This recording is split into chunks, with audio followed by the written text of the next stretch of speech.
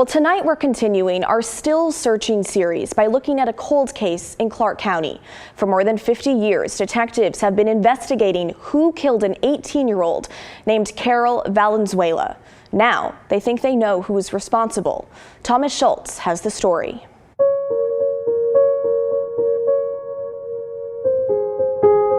She was like that sunny, warm spring day.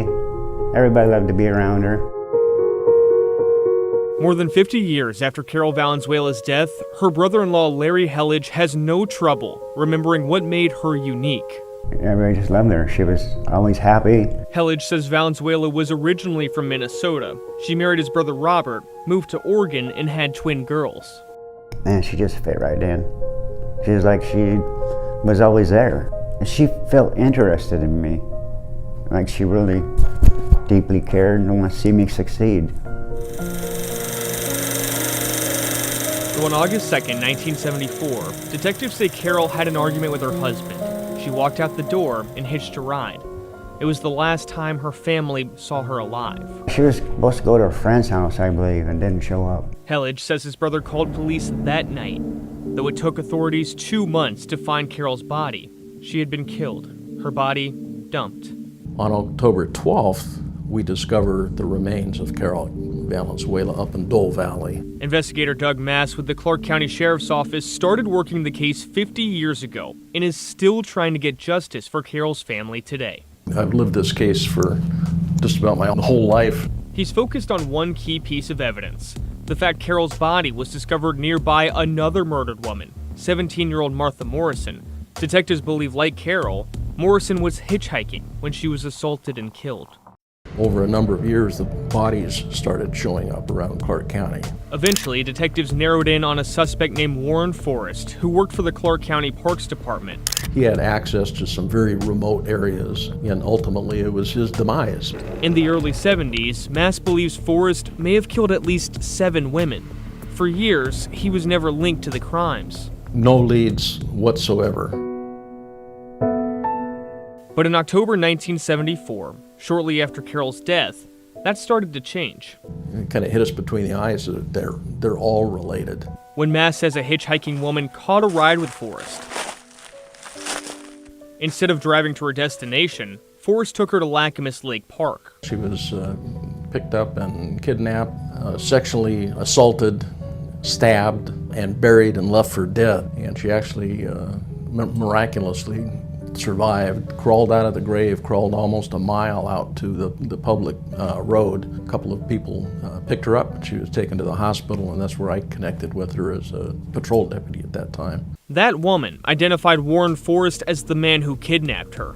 It was really the thing that sparked this whole series of cases. Hours later, he was arrested.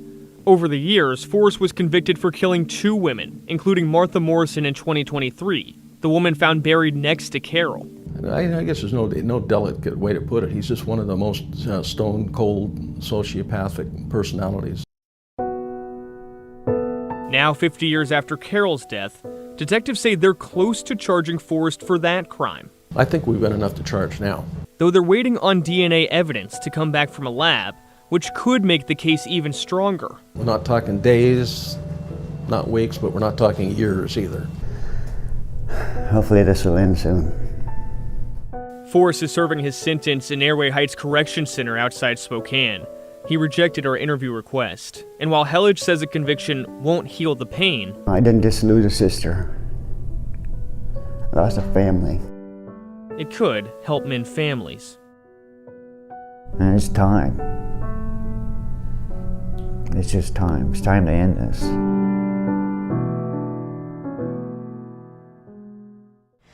Thomas Schultz joins me now. Thomas, you mentioned DNA evidence being tested. What exactly is in the lab right now? Yeah, well, Blair, there's dozens of hairs that were found in Forrest's van. Detectives believe they could be linked to women who disappeared decades ago.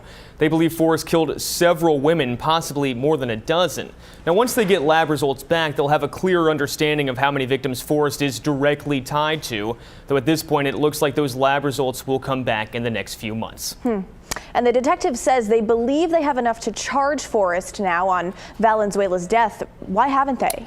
Well, investigator Doug Mass says they're trying to determine if it's worth the public expense. Forrest is being held in prison for 2 murder convictions and is going to spend the rest of his life behind bars.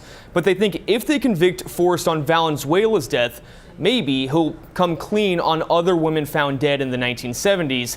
Again, Warren Forrest refused to speak to us when we asked about all of these accusations. All right, Thomas Schultz in the newsroom. Thank you. Well, if there's a cold case in your community that you'd like Thomas and team to look into, let us know by sending an email. The address is right there on your screen. Still searching at kgw.com. We're back right after this.